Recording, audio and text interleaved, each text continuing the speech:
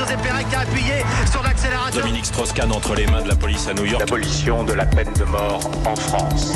Europe 1. Alors aujourd'hui à Oxford se tient, c'est au Royaume-Uni donc, un sommet international consacré à la voiture électrique. Bonjour Laure d'Autriche. Bonjour Dimitri, bonjour à tous. Alors la voiture électrique, ça nous paraît comme ça le summum de l'innovation de dernière génération, mais le jour où on en a parlé pour la première fois de la voiture électrique sur l'antenne d'Europe 1, ça ne date pas d'hier, c'était en 1971. Oui, 1971, la majorité des grands constructeurs étudient des prototypes de voitures électriques, raconte sur Europe 1 le journaliste Jean-Paul Thévenet. Ces constructeurs pensent sans doute que le moteur à essence, à force d'être l'accusé numéro 1 au grand procès de la pollution atmosphérique, finira par être condamné et qu'il devient urgent de lui trouver un successeur. Et donc, la voiture électrique. EDF détaille à l'époque son projet pour en construire. Nous avons expérimenté un certain nombre de véhicules, des Renault 4L et même une Renault 5L, ayant une vitesse qui peut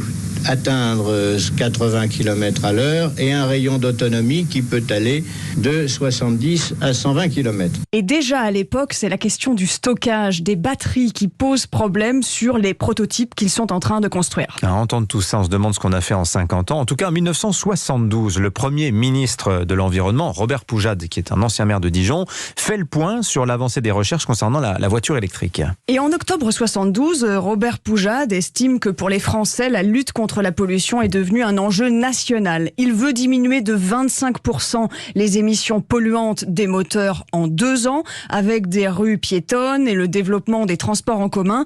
Et la voiture électrique, la voilà, en 1974, testée sur Europe 1 par le journaliste Gaston Desgranges. C'est surprenant parce qu'on a un bouton et une clé de contact, ensuite 2 pédales, l'accélérateur et le frein uniquement. Je suis arrivé à faire 50 km avant que la batterie ne soit déchargée complètement. Et la voiture peut atteindre 60 km/h. Voilà, ensuite, 20 ans plus tard, on parle désormais de voiture propre.